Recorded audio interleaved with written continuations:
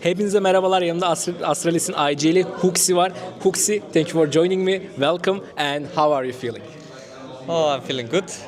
Nice to be back in Belgrade, and we went to the final last time we went this tournament, so I hope we will do that again. So, I want to talk about the old times. Because people tell you that you are a controversial IGL, but I feel like that you are a very underrated IGL. And I don't think that people see what gem you are. And I feel like, I don't know, would you agree, but I feel like after you left G2 and started this job in Astralis, people saw that your value in G2. Do you agree? I think that, it's kind of a mix. Either you hate me or you love me. And I think that I was doing fine in G2, and I think that now it's just, it's a bit easier to look good here because there's not as many expectations as there were in G2. So if you just do anything here, it's fine. So, but yeah, I think that I've also developed in the year that I had off without a team, and I'm happy that it shows. So for esports players, mentality is a very important thing, and back-to-back flight, jet lags, a lot of tournaments. Do you feel a bit tired in any of the scenarios, or how do you cope with that? I don't know. I don't feel tired yet because I've only been going for 3 months after having 1 year break. But I understand if some players are feeling it a lot, and I think the schedule in general is a bit rough for the players. But I don't know. I like going to tournaments, and I like meeting fans, like going to arenas. So. But I understand if you're like Vitality and you go to the final every time, and it's not a lot of days off. I get that. So I want to talk about your break because I feel like you came way more stronger as not only as how you IGL but also firepower. I'm very happy how you fragged lately. And how was the break? What did you do? Did you spend time with family? Did you start sports, a new hobby, a collection, or whatever? 2 months of just chilling, basically, just recharging in a way, and putting everything into perspective and thinking about what I did right and wrong in G2. Then I started playing a lot of DM and Faceit and stuff like that, just grinding, and then started going to the gym as well, which also helped. And just following the meta, try to keep up with all the good teams. I want to ask you this. What do you do in your off time? What an average esports players do in off time? Spend time with family, friends, because you always travel. You don't see that often, but for you, what is your average off day? I don't really have that many. When I have an off day, I usually just play Faceit. And, I try to spend some time with my family, and then I go to the gym 4 times a week, so that's 4 or 5 hours gone as well. So yeah, that's basically it. I spend so much time on CS. Okay, then I'll ask something before CS times. What did you would do if you never started in esports? What job, what university? Have you ever dreamed or think about that? I think I would do something boring. I would be an accountant or something. I'm pretty decent at numbers when it comes to that, and I think that I would just be your average Joe playing. Business major. I would play. Yeah, I would have a business degree, and I would play football in the weekends, and that would be it. Yeah. Your average Danish life, then Yeah. I would say. Okay, great. Definitely. Then I'll ask something about esports. Do you remember what did you do with your first salary in esports? My first salary, you couldn't do anything with that. I'm not sure. I think I went out for a few beers or something. I had no clue. No clue at all. That's the best answer. No idea. One guy said I bought a car, one guy said I bought a phone, and you said I bought three. I think so, I'm not sure. Okay. So, in terms of team, you have Magix.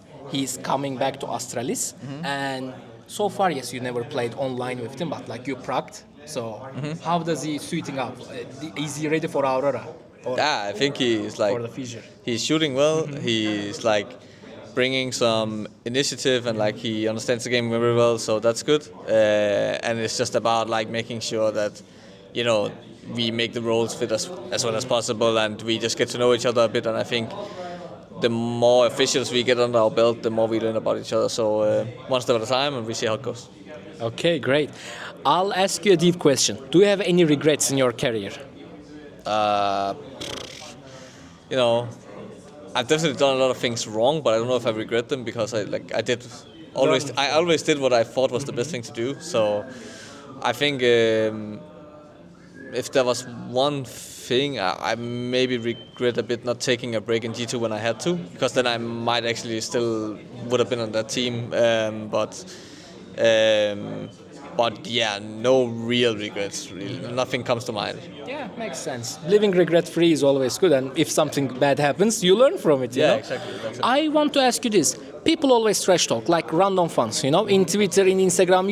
I'm pretty sure you are getting a lot of DMs from betting guys, you know, and like, how do you cope with that? Because like you want to chill, open social media, and like one guy comes, talks about your mother, your family. Yeah. Like, don't give a fuck about it, or like, what do you do? No, I learned to ignore it. Ignore it. Yeah. In the start in G2 it was tough because there was so many, but I don't care too much anymore now. I think like the best saying you can have is like, don't take critique from someone you wouldn't take advice from.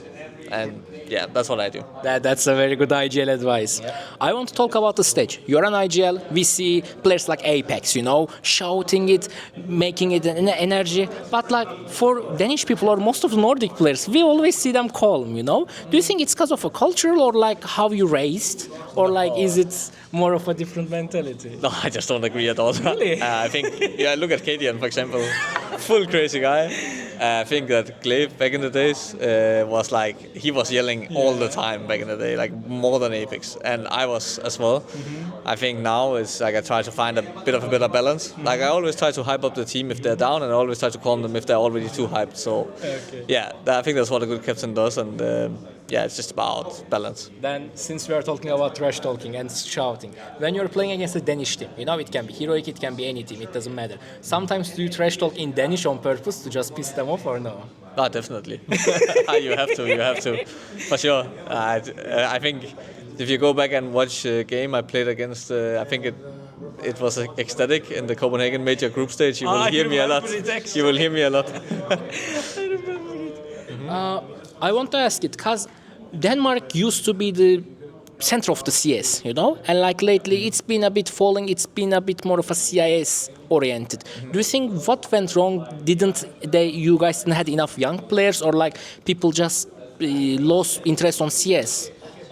I think the biggest problem was that the Danish scene got spread out a lot on international rosters, and I think we had like a golden era with like, you know, Astralis, and then, you know, the North lineup kind of got spread out everywhere. Kerrigan went to FaZe and Mouse and all this, and I think if we all like stayed in national teams, we would have been stronger now as well.